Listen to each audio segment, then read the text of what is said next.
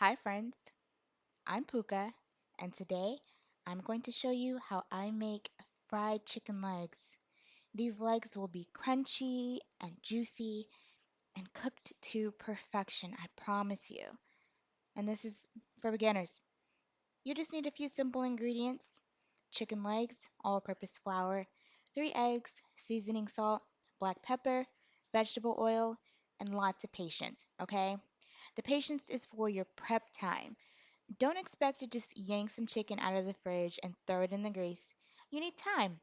Time for the chicken to reach room temperature. If you cook it too soon, your chicken will cook perfectly on the outside, but it'll be a bloody mess on the inside.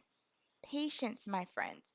Now, don't judge me, but for, I don't know, reasons I have, I like to stick a finger into the bone. If it's colder on the inside than it is on the outside, it's not ready.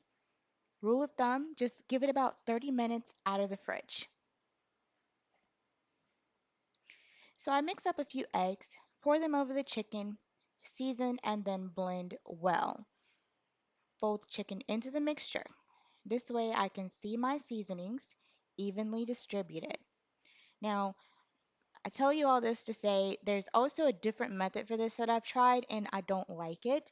You basically put the chicken in flour, in the egg, and then back into the flour. Not sure if you can imagine this, but it's a hot, sticky mess, and I just don't like it. But feel free to try it. There are videos out there on it. Go for it if you want to. You do get a lot more of the crispy coating on the outside. After that first round, I add some black pepper, more seasoning salt, and repeat the process. For my critics out there, yes, I did wash my hands several times in between each step. I don't like a mess, but it also helps to avoid cross contamination. Use some common sense, people. Safety in the kitchen when you're dealing with raw meat. Look at those beauties. Mm-mm-mm. Now, in a large Ziploc or grocery bag, I know if you don't have a Ziploc bag, it's fine. You can use a Walmart bag, Kroger bag, Dollar General, whatever you have, use it. Add in your flour. This is about 2 cups that I'm using here. Now, I also added a teaspoon of seasoning salt and a teaspoon of black pepper. Totally optional. I prefer to have a little extra seasoning in my breading. You can also add garlic powder, onion powder. Just note that those items do change the flavor of the chicken. So if you're a beginner, start simple. Use the basics and then work your way up. That way you can recognize the differences in the flavor. Here I'm just tossing the chicken around in that flour, getting a nice coat. The egg base is helping with that. And I'll be frying the chicken in a cast iron skillet. Use what you have, but just make sure it's a flat and wide frying pan with minimal oil. We'll be flipping the chicken, not deep frying it, so you don't need a lot of oil. The temp needs to be at medium heat or the number 7 on your stove.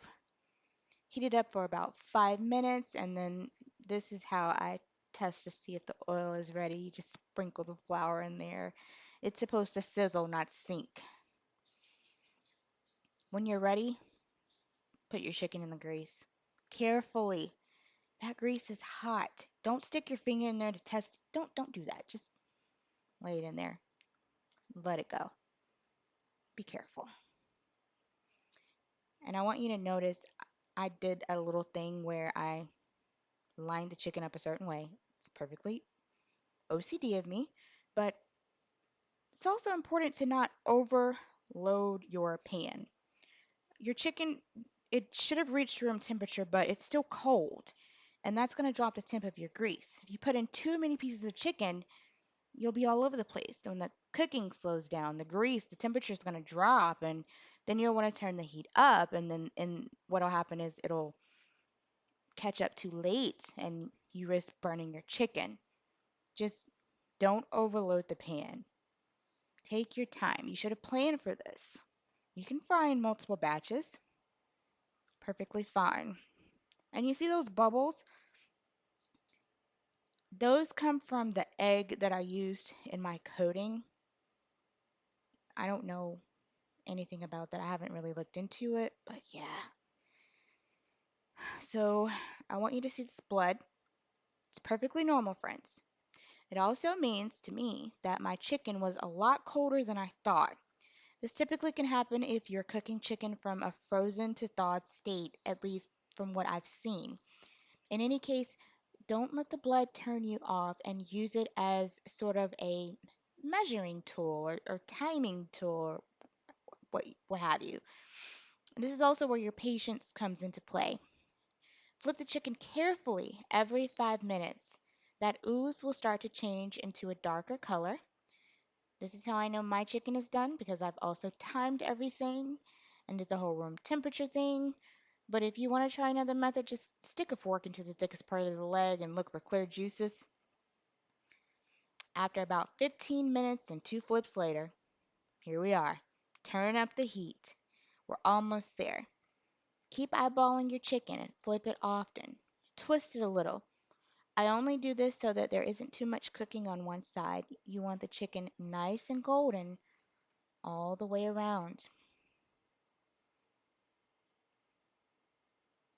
And I promise you guys, it does generally take about 20 minutes to fry chicken legs. I've also done this with chicken thighs, just larger pieces of chicken. When I say this, I'm talking about everything except for chicken wings because I perfected chicken wings to a masterpiece. I'll do that separately on another video.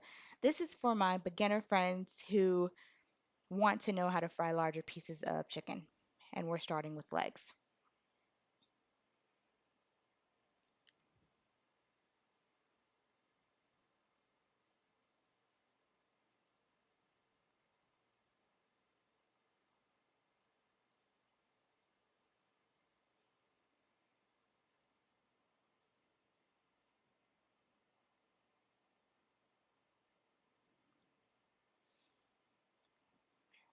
Remember that blood?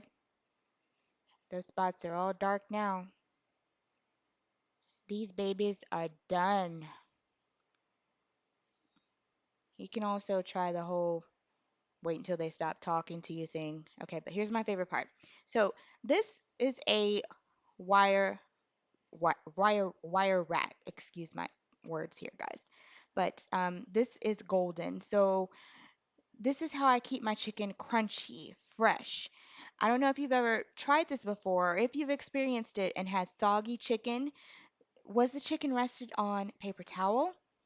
What happens is the oil and the chicken, it's all smothered and sitting in a soggy mess. Humid is forming. Humidity. I can't talk. I'm sorry. I'm getting so excited and slobbering over this food. But humidity forms and it makes the chicken soggy, not appealing. This is how I keep my chicken fresh and crunchy.